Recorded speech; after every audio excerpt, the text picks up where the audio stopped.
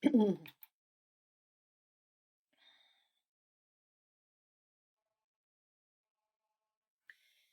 everyone. Welcome back to our Courageous Leadership with Virginia Prodan. We are so delighted to have you here. We are happy for all the questions and all the concerns you have and all the advice or even how you share this podcast with others. I am Virginia Prodan. I am your host, and I am so happy for each one of you. Today, we're going to talk about persecution, and for some of you that might be new to this podcast, I'm going to share with you my memoir. It's called Saving My Assassin.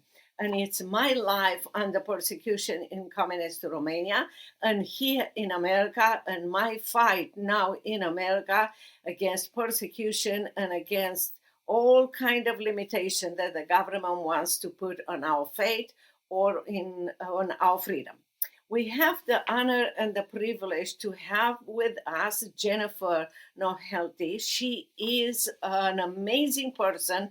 I met her online, but also in person, and I can testify that she is an amazing person. She's on the board. She's as the board chair and a CEO of the Washington Policy Institute.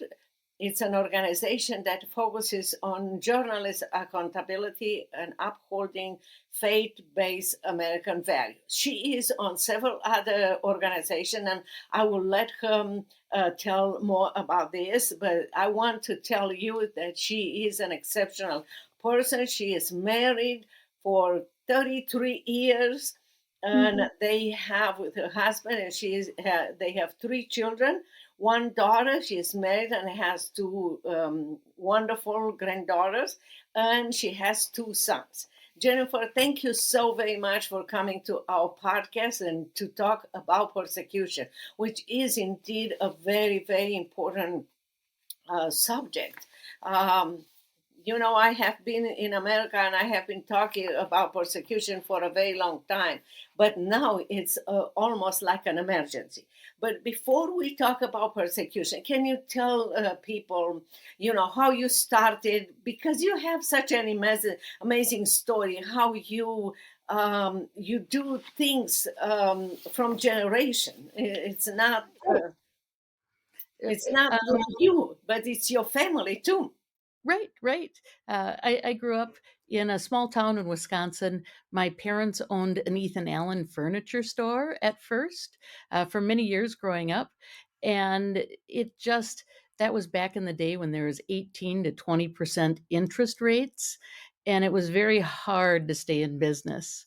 So without a job, my parents decided to close the store and liquidate. And as it was getting close to closing, my dad had been volunteering working in planned giving for the local LCMS church, Lutheran Church Missouri Synod, and he had been serving donors in planned giving. So that was in 1988. He took a full-time job as a gift planning counselor, where he served donors by showing them how to leave more to their families in ways that'll help and not harm, how to leave more to their favorite charities, as well as how to avoid paying unnecessary taxes. All things we want, we just didn't know we had to plan to do. Well, my dad was having so much fun doing that about 15 years later that I went home to my husband and I said, Pete, I think I want to work with my dad. He said, great. How much does it pay? And I'm like, well, it would be to volunteer work with my dad. So I started working and we started contracting in other churches and ministries. So we really showed people how to leave more, both to their family and to ministry. And during that time, I got the best of all worlds. I got the best of families. I got the best of their hopes and dreams and aspirations for their children. But I also was able to show them how to leave more for ministry and charity. And in that time, they taught me a lot about the different charities they supported. I was in planned giving for about 25 years. And in December of last year, I started working at the Washington Policy Institute, where we focus on helping media go back to the basics. Let's talk about the facts and let people make an informed decision, not opinion journalism or be an influencer. So we've started working with schools, universities, and media organizations to bring in at times we bring in different topics that are not covered the way they could or should be covered. Christian persecution was just a natural. So we started planning this about 3 months ago, before Bill Maher started talking about it, before President Trump brought it to the forefront. And by God's grace, they have brought more focus on it, so that hopefully our message will be amplified and we can help, protect more Christians, but bring awareness to what's going on as well. Yeah, I believe you're right, and I can testify to that. When I was in communist Romania, President Ronald Reagan was instrumental in protecting Christian rights and human rights, and even my own life. When I was there in communist Romania, I didn't know many things. We were like surrounded by the wall, Berlin Wall, and we are not Mhm. allowed to learn English or to have any connection with anyone. So later on, when I came to America, I found out about him. But when I was in Romania, congressmen like Frank Wolf and Christopher Smith will come and talk with me. People at the American Embassy will come and talk with me and will present those documents to President Ronald Reagan. And in fact, many of my cases became part of United Nations reports and United States Department of State reports. So what I want to emphasize is that a strong leader like Ronald Reagan, I had the privilege to meet him because he invited me to the White House. Now, like Donald Trump, their voices are very important, and it's important for a president of the United States to stand up against Christian persecution. And I am very grateful that President Trump is doing that. In fact, it's estimated many as 8,000 Christians are murdered in Nigeria every year. And we are part of a family, God's family, and Right. not only the president. We individually have to stand up for this. But tell us how you started this. You know, what one of the things is, how do you change media? And uh, I think the media covers some sensational topics, but topics that the public responds to well. And unfortunately, I think Christianity, being the founding faith of our country and helping to shape so many things from charity to, um, just all of our daily lives, our values, that uh, nobody wants to lift it up anymore. We want to bring in the new, support new religions, that it's easy for the media not to address what's really going on in Christianity.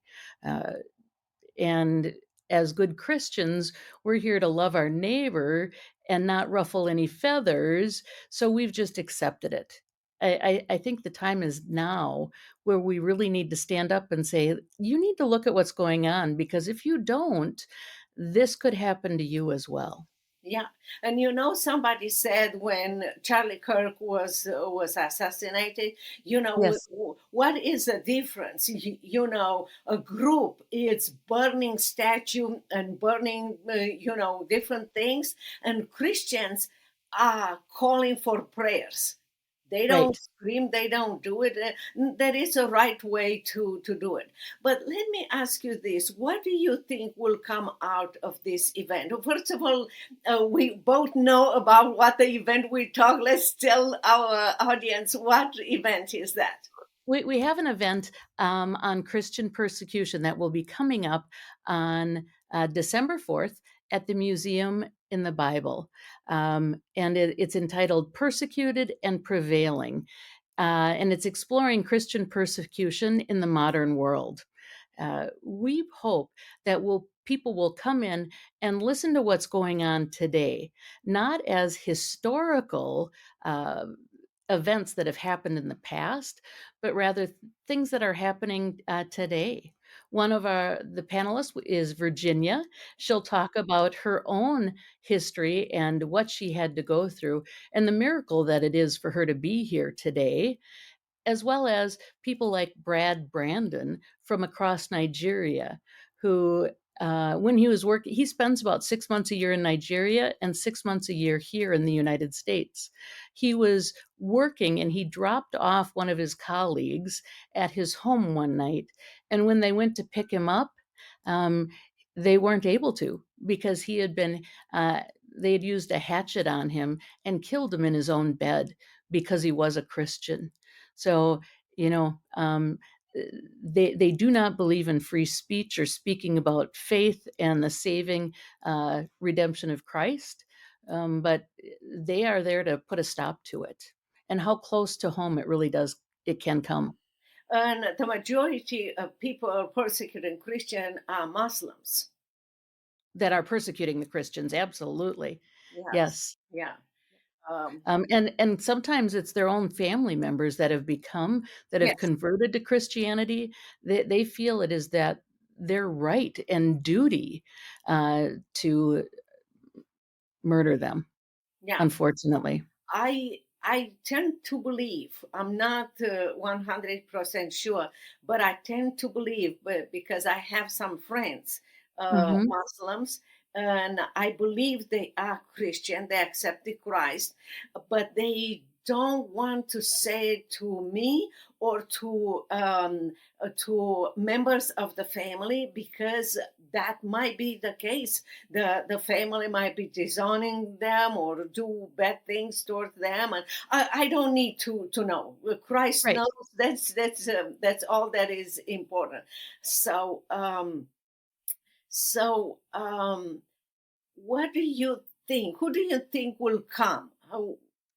You Who they say? we're We've invited a long list of different media outlets. So there will be media there to do interviews both with the uh, panelists as well as maybe some of the attendees if they want to be on camera or quoted for articles.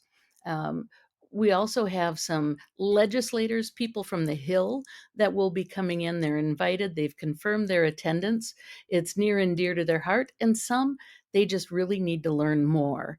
Um, I think quite often, our legislators have lobbyists that come talk to them, but they don't necessarily hear, the uncovered truth from people that are living it. So this is a real opportunity to hear the unvarnished truth, what people have lived through, and then we'll have some questions and answers afterwards, so that if they have questions, they can ask them, and there's also time once we dismiss to talk to the different panelists and even the media. Why did you choose a Museum of the Bible?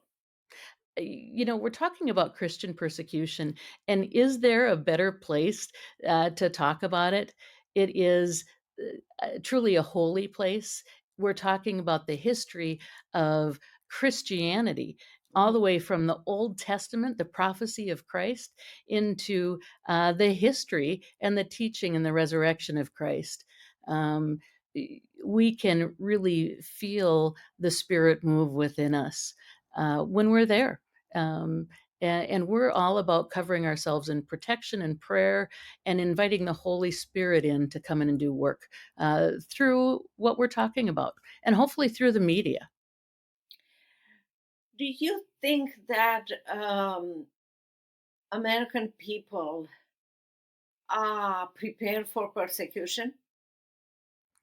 I really don't believe so. No, I think we feel we're persecuted when our SNAP benefits or our EBT benefits are cut off, and that's not persecution. That's just the beginning of a hardship. Um, I don't think. as Americans, we don't understand what persecution really is. We have freedom of speech and we may not like some of our leaders. So we're out there protesting, talking about having them impeached during the Vietnam veterans, or excuse me, the veterans parade on Sunday. That's not persecution. That is an incredible liberty and a right that our Constitution provides. So, no, I do not think we're ready to be live as a persecuted people. Yeah.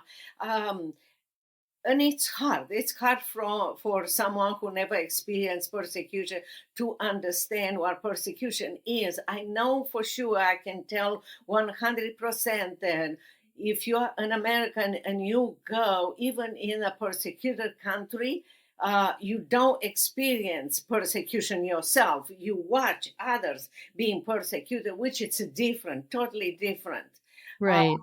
but I believe is our job, those persons like me and others that experience persecution, to train, teach, and encourage, American people that persecution is part of our life with Christ. He said, "You will suffer persecution." He who was perfect was persecuted. Correct. We cannot expect less than our leader. And the beauty is that he already won the Hmm. victory on the cross. It's just Right. to walk with him in persecution is it's hard, because you suffer, you might lose things and everything, but victory is ahead of you. No question about this. One other thing that I believe, that it's a reason why American people are not prepared for persecution is because we are like in the Old Testament, like people in the Old Testament. Prosperity helped us to believe that we can do it on our own. Right. And sometimes I notice that Christians are opening the Bible only at church. If you Hmm. don't read the Bible, if you don't read the Bible, there is no way. The Bible creates that personal relationship with Christ. You hear the Lord, you trust Him and everything.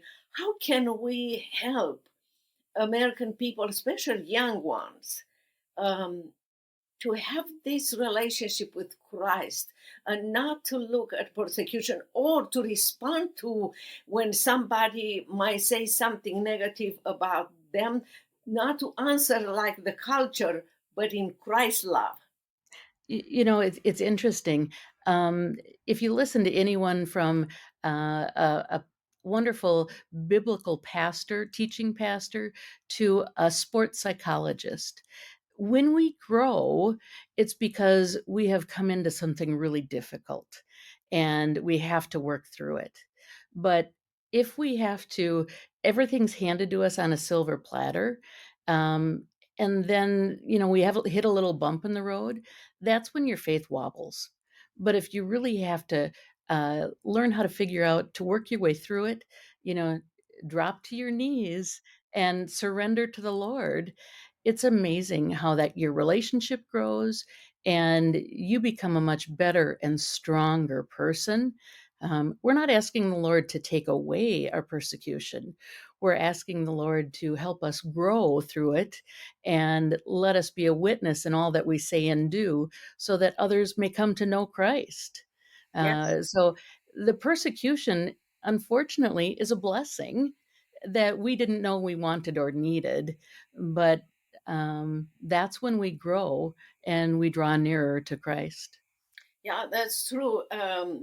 And you don't have to have the plan or the map.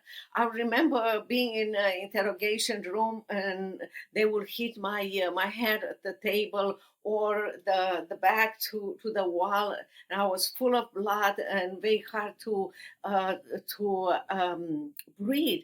And in those circumstances, I felt the love of Christ, his arms around me. I felt Mhm. his love and his presence like never before in my life. And I Right. remember him telling me, tell them that I love them. So in that pain and blood and everything that was horrible, I remember telling them, I don't like what you're doing, but God loves you, and I decided to love you. They will turn their heads because they will be crying, Yeah. because they were able to see the power in me.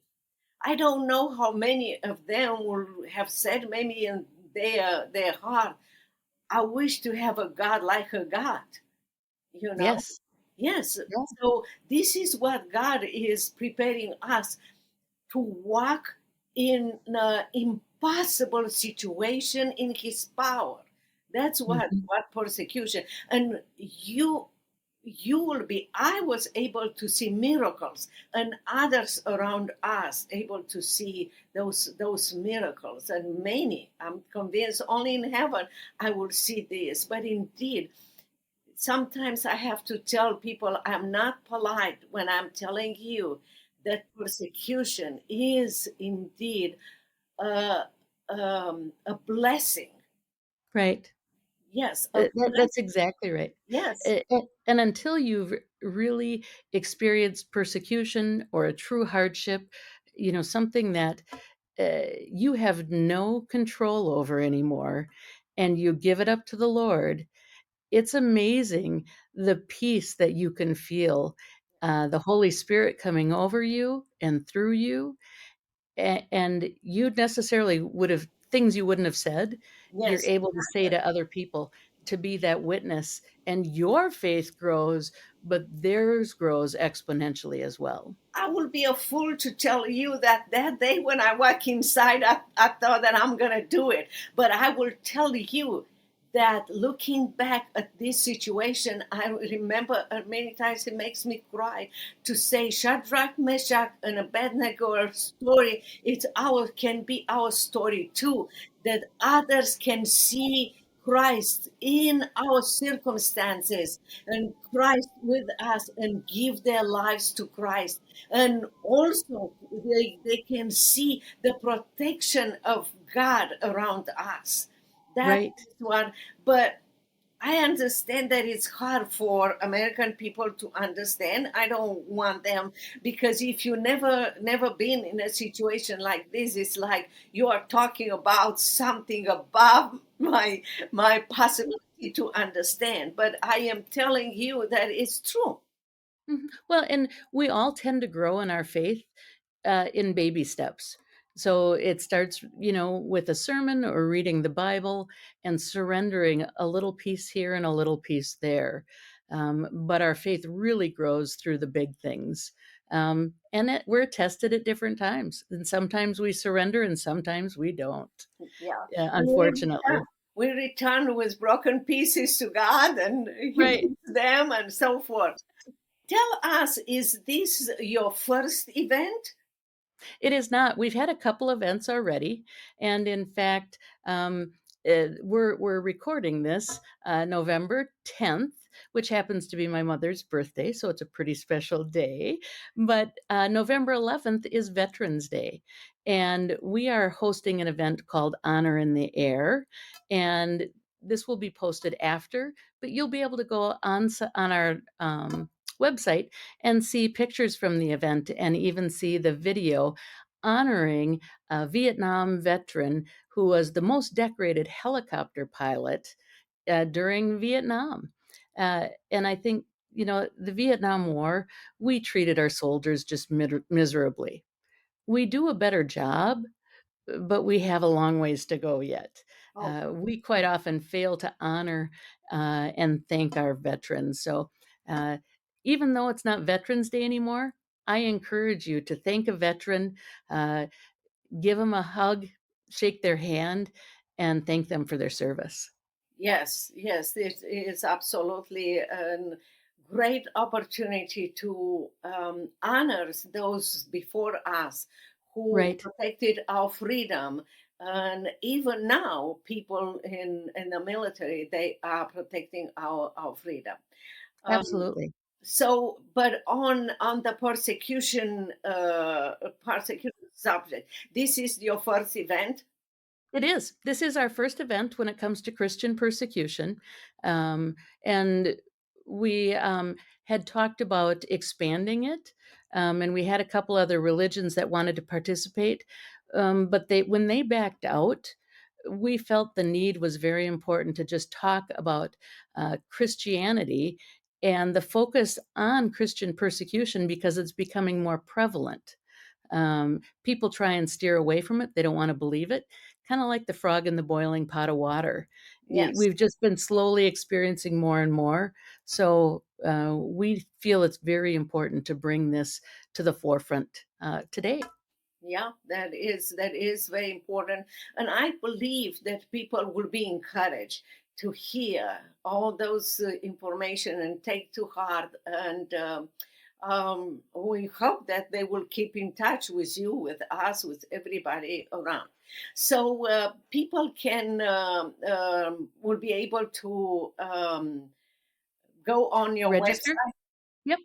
So if you go to washingtonpolicyinstitute.org and click on events, we have our Persecuted and Prevailing event no, December 4th at the Museum of the Bible. The tickets are free.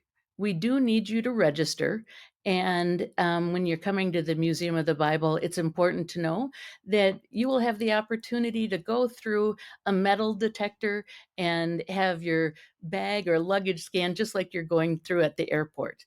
But it's all about security and protecting uh, all of us that are going to be there, all the participants and attendees. But again, the tickets are free. We're going to host about 300 people, but quite a few more will be viewing our content through streaming and through the vignettes that we produce afterwards. Oh, that is great because I have several friends and radio and television, and Mhm. they interview me, and I will interview them on my podcast. And they are from Canada, from UK, so they will love to know that they will be able to view later on the event. Wonderful. Yes, yes. Um, There is anything else that you want to share with our audience about this event? no, we just invite you to attend, to cover us in prayer. Washington Policy Institute, really, we strongly believe that we need to bring these events free of charge to the attendees so that media and anyone interested can learn about it. So if there are people that want to sponsor it, we are a 501c3. We would be honored to talk about sponsorship opportunities, or there's the ability to donate online as well. So we'll respond in a timely fashion. We have a very small staff, and I lead it. So we're happy to respond when we can. But we want to thank you for your support, Virginia, for your participation and what the Lord is doing through you. You're changing hearts and minds. I believe that God saved me. Uh, Christ saved me on the cross and also saved me and my life from communists with a reason to Yeah, stand up and scream loud. You're going the wrong way, American people. Turn to God, turn to God. In fact, right. for some of you that don't know, let me tell you, please read my memoir, Saving My Assassin. You can find it at virginiaprodanbooks.com/product/book. You will find in this book that God uses me and uses many other people to open doors, to protect me, to help others, Christians, and human rights cases, to expose a dictator and to save me to come to America. So don't think that you have to have all the map or the plans and everything. Just say yes to the Lord. Send me, Lord, and watch God opening the doors, doing things, miracles, that you can accomplish the mission that He already establish for you, because he already put skill, talents, place of influence for you. If you need any help, please go to Virginia Prodan books.com/contact, and I will be happy to help you in any way possible. Also, don't forget what Jenny said, the website, and for to find information about the event, and also if you want to register for the event.